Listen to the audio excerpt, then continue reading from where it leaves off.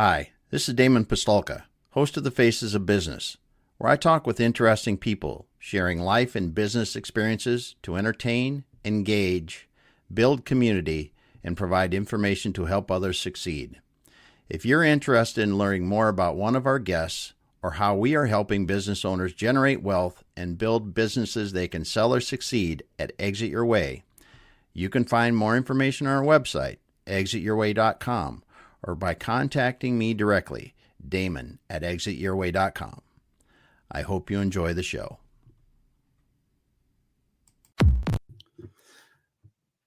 All right, everyone. Welcome once again to the Faces of Business. I am your host, Damon Pistolka, and I am excited for our guest today because we have none other than Chad T. Jenkins from SeedSpark here today talking about proven methods to create exponential growth. Chad, thanks for being here today. Damon, it's such a pleasure to be with you. Thanks for having me. Yeah, I'm excited to talk today. I mean, we'll talk about your book that came out recently, Just Added a Zero. Talk about that. We're going to talk about some of the things that you do, helping business owners and business teams learn how to add a zero to the revenue. I mean, I want to say that add a zero to revenue a few times because when you think about what that is, I was thinking about before we came on. I mean, that's a lot when you do that. So, yeah, good stuff. Yeah, definitely well, a lot. We always like to start out, Chad, by having you kind of explain to us how you got into this and what really, was the beginnings and how you got into SeedSpark and helping people do this. Sure. Looking way back and being aware that most people's drive is driven from fear or greed. Mine was a little bit of both. I realized what my father made within a rough order of magnitude annually, and it scared the bejesus out of me. I did the reverse math to understand what that was by the month, by the week, by the day, by the hour, and even by the minute. And it was a number that frightened me. The first thing I did was add a zero to it because I'm a little bit ambitious. So it started way back when. I began to have to look at things growing up on a farm in a little bit of an unconventional light to see how I could combine them to create more value than what they were already known to do, and then turn that into a business. So starting back at 8 years old, I began to do that a little bit out of fear and also, of course, a little bit out of greed. I wanted to be better and bigger. And I've continued doing it in many different industries up until right now. And I continue to do it today. It's proven and served me very well. Awesome. So as you're moving along, you're talking to people about creating this very rapid growth. What are some of the things that you've learned? Because not many people, I'm not going to say everyone, that's a hard statement. Many people are going to listen to what you say. And so sure, that's for somebody else. So what are some of the apprehensions that you hear in these first conversations with people? I love the one that you hear so often is that we can't do it now because, or there's no way that would ever work because, and they fill in the afterwards of because. And I would strongly encourage them to look at it just a little small different light and say, yes, we could add a zero to our revenue in your example earlier. The very first thing their mind is going to do is tell them all the reasons that they can't. And I would encourage them to use the word unless. Because whenever you frame it and you apply unless to whatever you're trying to accomplish, naturally your brain says, no, obstacle. Well, turning those into actually the way, embracing those obstacles by utilizing unless when you're framing the argument to yourself, it is empowering. So we hear them all the time. And over the years, I've definitely tried to apply that methodology in making my solution have to be bigger than my objective.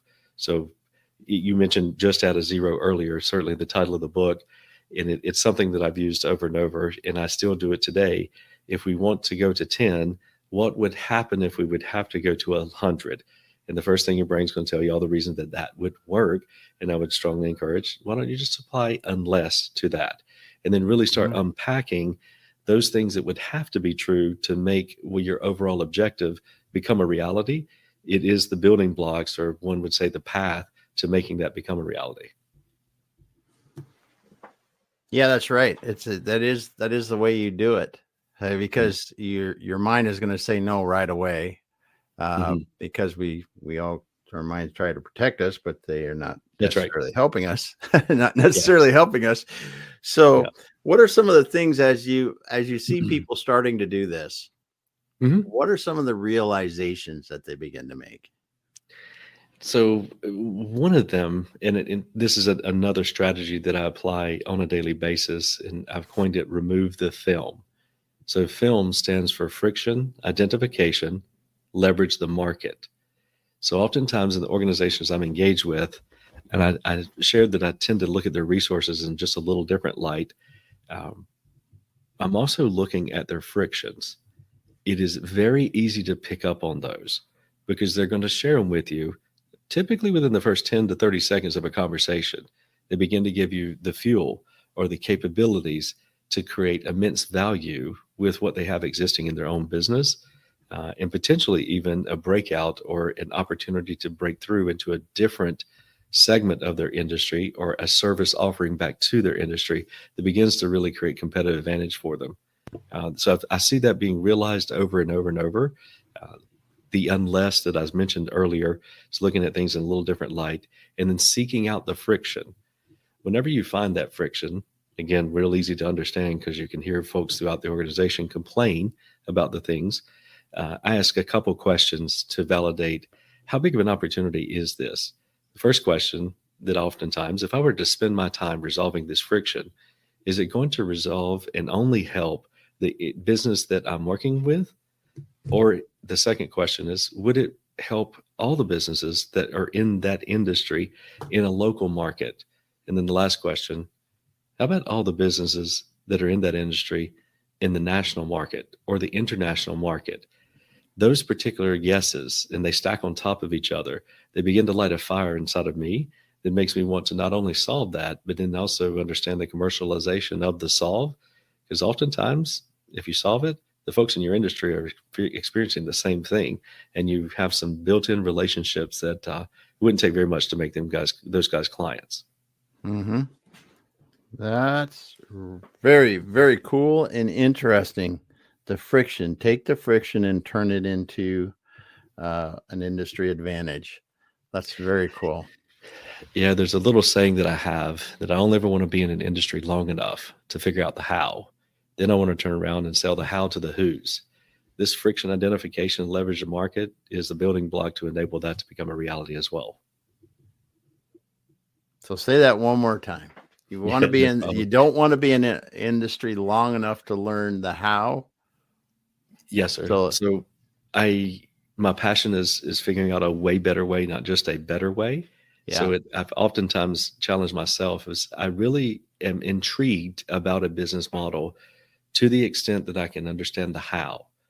Then beyond that, I'm more interested in turning around and selling the how to the who's that are in the industry. You'll find that it pays a lot better. You're not beholden to the confines of the normal margins of that industry. And for the time that you're in that industry, being a good contemporary, you've made relationships, gone to conferences, you likely have some built-in relationships that could become your first client. Yeah. Yeah. Very cool. In the industry long enough to learn the how. Turn around and sell the how to the who's. Yes, sir. Sell the how to the who's. Well, we got Aisha here. Thanks for being here today. And if you're listening today, drop a comment. Let us know where you're coming in from. And if you got questions for Chad, let us know that as well. So as you're moving around, wow, this is great. Friction. So yes, give us an example of this kind of friction that you've uncovered in an industry before, if you can. Yeah, sure. That would be something so we can relate what that would mean. Yeah, sure. So long ago, I happened to be in the wireless business out of an agriculture store, like a Tractor Supply that I grew as a very young and early age. The gentleman come along and wanted to sell me this particular wireless device. They were very helpful. You could press a button and instantly talk to somebody on the other end and dictate the outcome. So I definitely aligned with the speed of impact there. and I ended up buying them for the business I was in. But I inquired with him. I said, not only can I understand the impact of the business that I'm in, but I'm pretty sure this would impact a lot of businesses. I was maybe 20, 21 at that time. And I did start that business basically on this clear fundamental of make it easy for people to do business with you.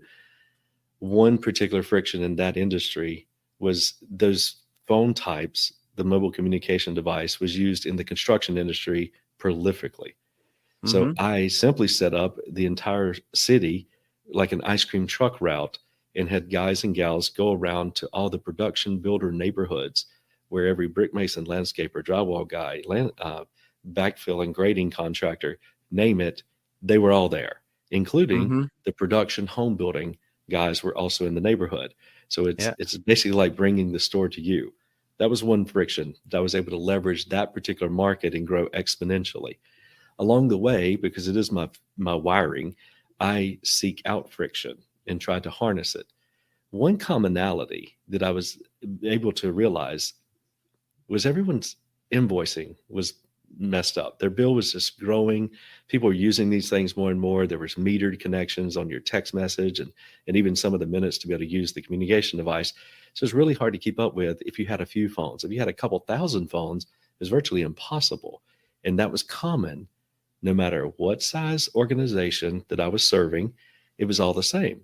So you begin to unpack and look at the facts as well. So what are some facts in that industry? Well, I took a look at all of my people have to understand the rate plans. They do change these rate plans to garner new and attract new users every month.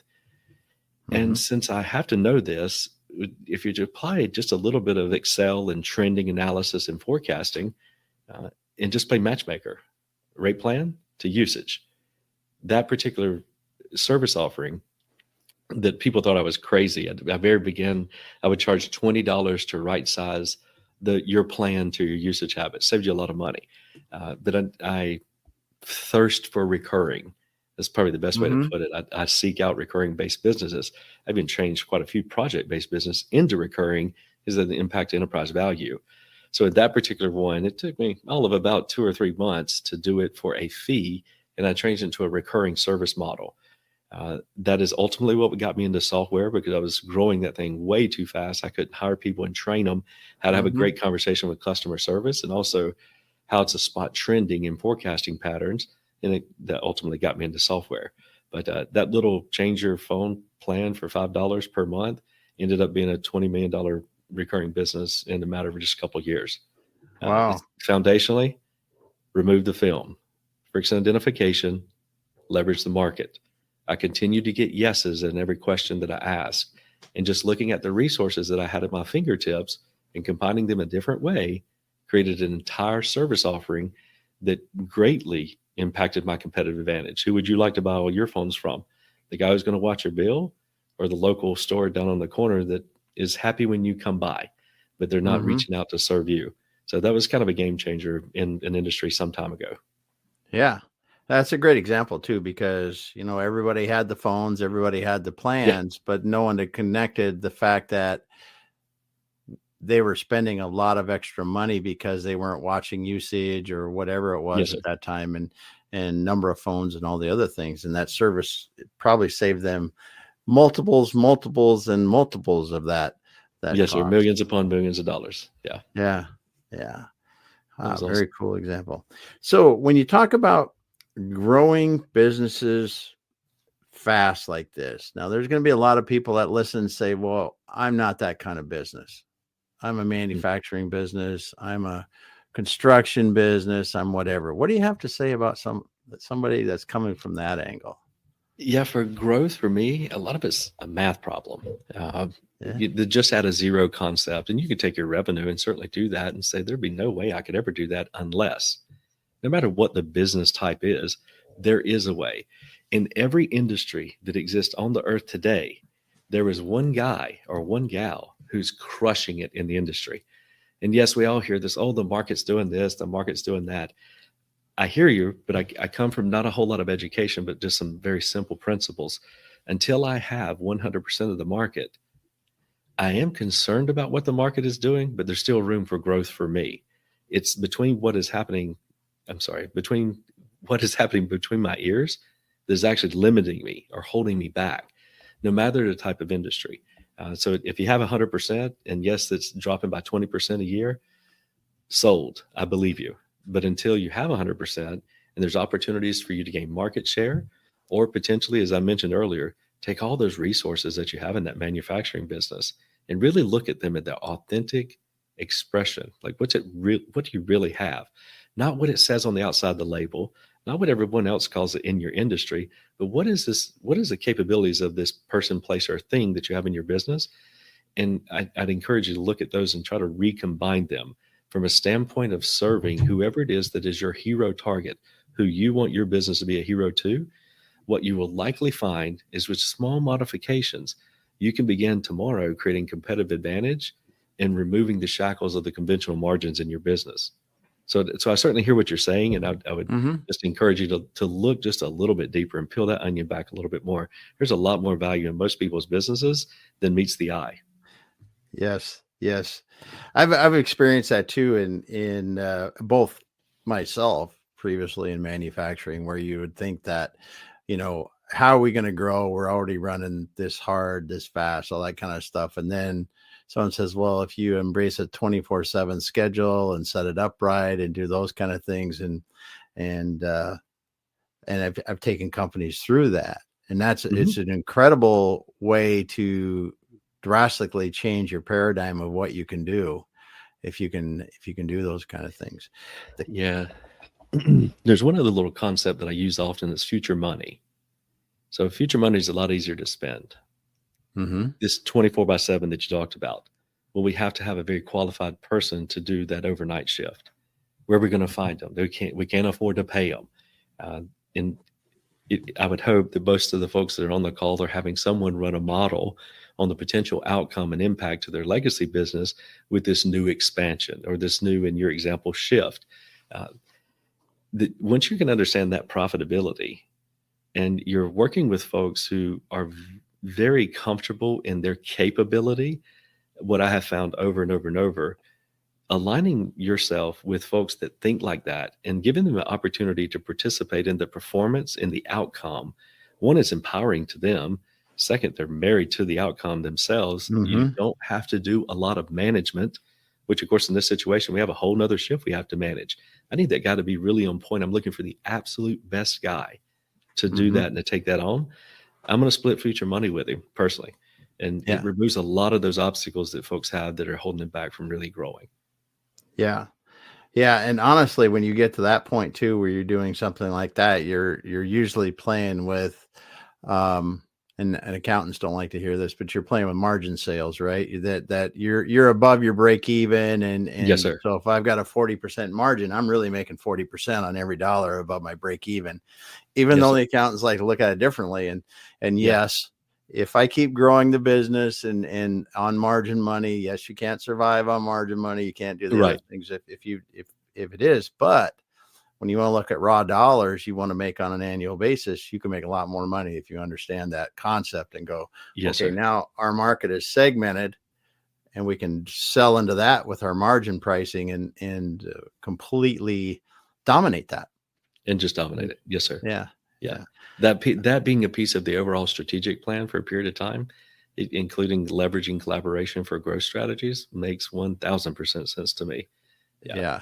Most of the things, and everyone on the call, most of the things you're doing today, the probability of 100% of them being done this year, this date, 1 year, I'm sorry, this date 1 year from today is very low probability. So let's make plans that move the needle today with a consideration for the long term and just work it into the overall strategy. Folks don't do that, man. It's just convention, convention, convention. And I'm definitely not a Me Too guy. Awesome. So you just said something that I'd like to dive into a little bit further. How do you help the clients do that? I mean, how do you help them get moving today on the things that can make, because a lot of people are going to analyze this to death, Oh, yes. stay towards convention, you Mhm. name it. There's going to be a lot of reasons why we're going as we have. So what are some real things they can think about to help move out of that? Yeah, that's a great question. Being able to grow through collaboration being definitely a fundamental of that I don't see taken advantage of so often in many businesses. Uh, they want to grow. They'll go away and make big plans for the next year, leverage the sales team, do it the conventional route. We're going to put more reps in the field. We're going to have more marketing qualified leads. And all of that does make a lot of sense. And it's great.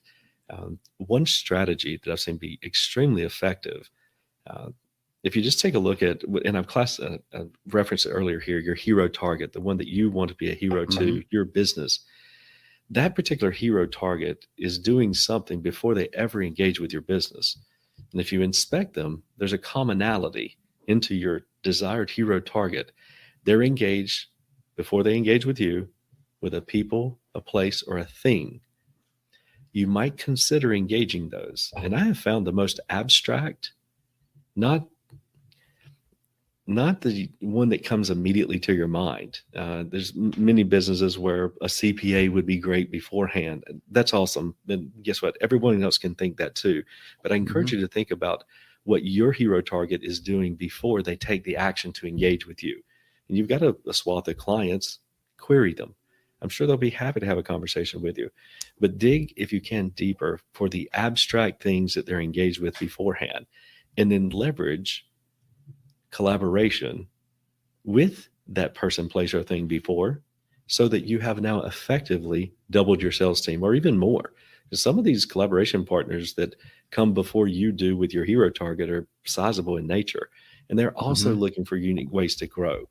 So growth through collaboration being a huge one. I would encourage you as well, as we all have great conversations on a daily basis. That's awesome. But I encourage you to name it. And I'll give this example. If you had a baby and I had a baby, and luckily, thank God I have, we don't call it the baby. We give it a name. But I find oftentimes in people's businesses, they don't do that. So they'll come up with a unique strategy to add value to whoever it is their hero target is, but they don't name it. They'll call it a series of deliverables or tactics that they're doing in their business, but they don't give it an identity. So when you think about collaborating outside of your organization and leveraging that as an exponential growth strategy, I would strongly encourage you to name it, because I've really done a lot of work here in understanding there's multiple stages of collaboration. But the very first stage is identify what comes before you, and as an example that I gave, and also what comes beyond you. When it is what you do, the best that you've ever done it for your hero target, they inevitably have to take a next action. And you've been doing it so long, you kind of know what that is. That is yet another collaboration opportunity that comes beyond your conventional business, that if you would consider identify those and engaging them. And luckily there's no cap on them. You can have as many of these as you would like, but name that collaboration between the two. That's in stage one, because now both of you have something that you can hold on to. And if you've done a great job, this new value that you can create for your hero target, combining what came before you and potentially what came after you. Second stage, you can add it to your website. Now it's an actual service, which is a combination of value created with what exactly you know is along the growth journey of your hero target. So give that thing a name. Take it to your website. They can also take it to their website. You're not doing anything different. You're doing what it is that you started doing in the very beginning. You're just doing it in concert now, adding more value to your hero target's journey and making it easier for them to do business with you. So that would be a key and a critical item that I see most are not taking advantage of. Yeah, because as you said, you're really trying to enhance the hero's journey by helping them prior, helping them during, helping them after, and working together with the best people doing it. And that collaboration is pretty powerful. And who better to make that filter? You do it every day. You know who does a good job of what comes before you, because sometimes it gets to you and it's a hot mess. We've all experienced that. By the same token, after the fact, you've done an excellent job. And sometimes you touch base back with that client again, and they talk about the horrible experience they had when they took that next action. They really wish you would be in that business. There's an alternate way that you might want to consider that you could get started tomorrow. not going and investing a bunch of money, not going and hiring Mm-hmm. additional talent. These are things that you already know inherently yourself, and you're likely already bumping elbows with some of those service providers that are sort of in your space. But we don't look at it that way. And the art of collaboration seems that it's passed most of us by. It's been me, me, me. Don't want to share my secrets. I just want to get big and take over the market. No, no, no, no. I don't think it really works that way. He put us Yeah. all on the face of earth for a reason. And the more success that I experience, I can track backwards to the openness of being in collaboration with others to deliver more value than the next guy. Yeah, that is so true. And you just hit something that just drives right to the core of me, because I'll have people that'll say, why do you just share so much? Why do you just help people doing, you should be charging people for that kind of thing. And Mm. I'm like, well, at the end of the day, that's never done anything but expanded my opportunities. Yes, sir. Yes, sir. Yeah, I feel like that's why we're put here. The rest takes Yeah. care of itself if you just focus on others, and that'd be Yeah. hard to refute. The ones that are me, me, me, they struggle a lot. I don't want to live Hmm. that way. I'd much rather help the next guy as much as I possibly can. I'm going to learn something in doing it. It's my job to find the value out of the interaction when I help someone else, not theirs. Sure, Yeah. there's an exchange of money in some examples of service provided by one of the businesses I own. I understand that, but Hmm. I Yeah. grow pretty quickly in all industries with this methodology. Yeah. Yeah. Well, and that collaboration too, really, when you're collaborating, and I mean, this is in any process, right? If you are a cog in, or a portion of a process, and you Mhm. better understand what happens before you and what better happens after you, you can create much more efficiency throughout the entire journey, Yes, because sir. you are then aware of, okay, I'm working with someone before me. What's the best way for them to hand off whatever it is, process, people, whatever you're doing, to me? And then if I'm Mhm. working with the people after, what is the best way that I can prepare what I'm doing to make it more efficient for the person behind us, or the service, Bingo. or whatever it is? Mhm. And when we look at those, that is often some of the biggest challenges that people have to get things done. Yes, sir. Yeah, and you'll hear about them complaining. Those are frictions that could be harnessed and embraced and potentially even create a new industry, which I've done a couple times. At a Hmm. minimum, being in collaboration with those folks, you're tripling your sales force, and we've all heard it. You're engaged with somebody, and the person is a lot of times a service technician. It's so authentic, the referral that they're giving, that you absolutely want to go do business with this person. Like they're pre-sold and you haven't picked up the phone yet. And it's a Hmm. line share because they're teeing it up and helping hand it off the correct way, making sure there's not a ball drop. And you're just looking at the entire situation, specifically focus on that hero target. You immediately start creating competitive advantage. You're talking about low Yes. hanging fruit to change your business from somebody else's. It is not that difficult. Yeah. And seriously, industry disrupting. Yes, sir. Yeah.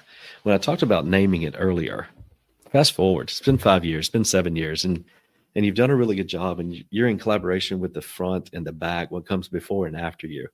And Hmm. we're starting to recognize the market's starting to ask for whatever this named service is that combines all three of you. You have begun to now separate yourself completely, and there's not a lot of compression on your margin. Nobody else Hmm. can offer it, right? And you're Hmm. beginning to change an industry. It happens. We could look backwards at certain examples that's happened before and for where the consumer, or in my example, the hero target, has begun to ask for. He doesn't want to buy those individual parts and sort of put them together himself. Mm-mm. There's somebody out there now who delivers the whole thing as a package. That's the guy that Hmm. they want to deal with. Make it easy Yeah. for people to do business with you. Yeah. Make it easy. So give a couple examples of that, if you could. I just so people listening can understand where they've done that, changed it. Now consumers, or the customer, the hero, is asking for those kind of things. Oh yeah, where you're buying one thing Yeah. today, where you used to have to buy three or four things before. Yeah, Yeah. there's in countless industries. Let's see, one that really comes to mind. Uh, in automobile, this is an easy one, right? And you've seen dealers do this. It hasn't. what, in the last 10 years, they get you in the finance office, they're going to go ahead and sell you 3 or 4 years worth of service. What about Mm-hmm. the guy who delivers service just himself? And I still do deal with some from time to time that are individuals, but I will tell you, for my wife, who I expect is a hero target for quite a few folks, potentially even on the call, she has access to some resources and she likes the finer things in life. For her to Mm-hmm. be in a higher end automobile dealership, and for her to be able to make one transaction and the delivery of value is for the lifetime of that. Lexus did this a great way. Whenever they gave you a service advisor, and every time you came, you got a loaner vehicle. Right now, most of the things that we own, they bring one to us. Mm-hmm. If that thing goes out of warranty way before, she has no idea about maintenance or the cost of anything, but you let that thing start to go close to the time that they're not going to bring her a vehicle and it all be included, it's time for me to trade. And so Yeah. subliminally, those guys have figured it out. One, who is the decision maker, right? Know your hero target. But second, being able to combine multiple things that are along that hero target's journey to make it easier for them to do business with you, and they greatly increase their revenue. And guess what? A lot of them are getting paid on the front, because depending on the type Yeah. of engagement of that hero target, a lot of times they're financing that stuff. So not only do you Mm-hmm. get one sale, you get a whole lot more revenue, but you get one sale, a whole lot more revenue, and you get to factor on the money. I guess it's a game Yeah. changer. So that's just an easy one to spot. Yeah. And that is a great example with that, even just to the point, like you said, bringing the car out for when maintenance has to happen or that, but even just having all the maintenance included in the purchase of the car. Just do it all at one time. You're going to have Yeah. a X period. Yeah. Yeah. It's just make it easy for people to do business with you. And that came before, right? If you didn't do that, everybody has Charlie's right down the street. And when it breaks, he fixes it. Yeah. Yeah. Little different requirement today in that hero target. And to the degree, if you have some of the dealerships that are not offering it, which I dare say most of them do now, they understand the financial impact. Mm-hmm. If they didn't, it's a competitive advantage, right? My Yeah. wife, it's Lexus or above for a long time. Why? Because they have a vehicle for it, and it just makes their life easy. So, Mm-hmm. Yeah. That's a great point. So why do you think people stay inside their comfort zone and don't think about these kind of things? I mean, because what you talked about is a low cost strategy. It's a way that you can really, oh yeah, you can leverage so much faster. I mean, they just are so tuned into their own business. Is that what it is, or what is it? What do they're you think tuned it into is? their own business, and maybe they're in a country club, maybe they like to play golf. Show me your friends, I'll show you your future. They're surrounded by the 5 closest people they're surrounded, ends up being who you become, right? So you got to Mm-hmm. be, I challenge you to be very careful with that. The concept and the name of the book, Just Add a Zero.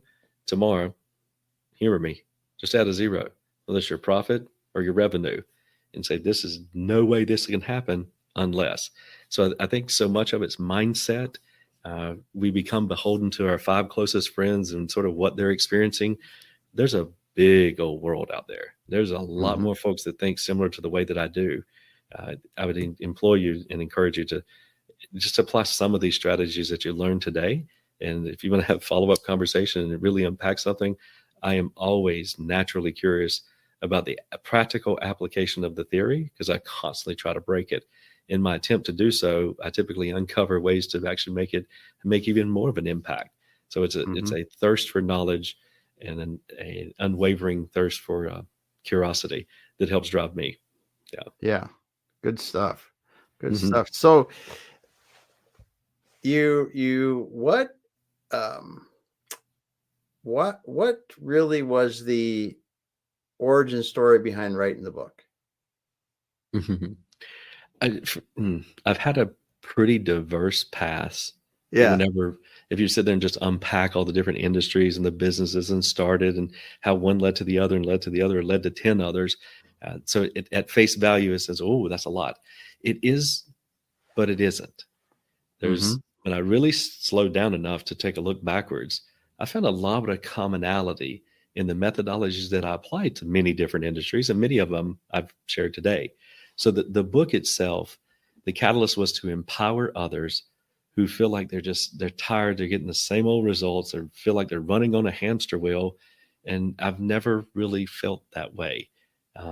Typically, if I don't like the rules, I just change the game.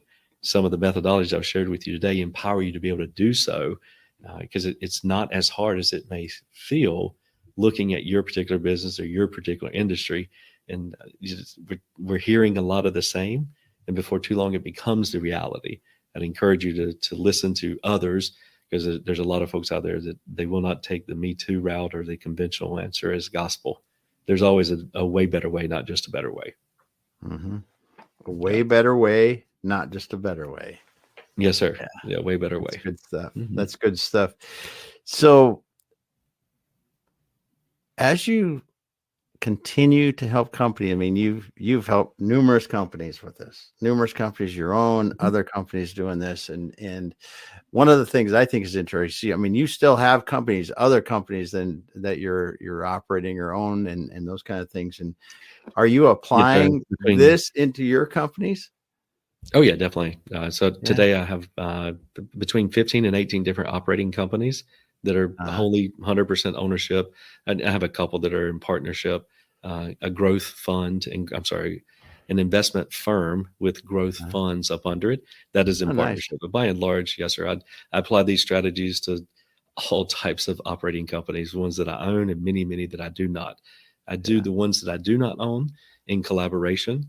So I mentioned earlier, if you have a lot of confidence in what you can create, those folks typically don't trade time for money. I'm one of those. So I've created a collaboration model for engagement that partners on all future upside. So in essence, I don't cost anything, and we share in the upside together.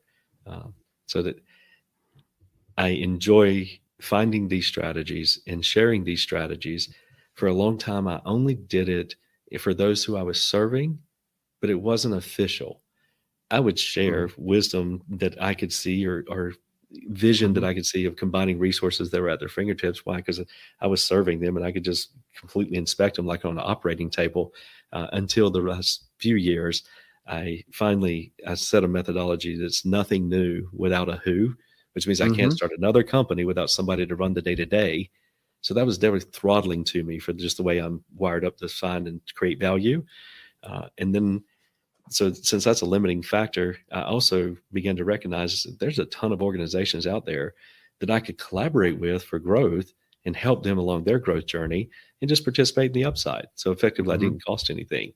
So my nothing new without a who and my methodology of growth through collaboration began to formalize together as a complete business model to help others grow.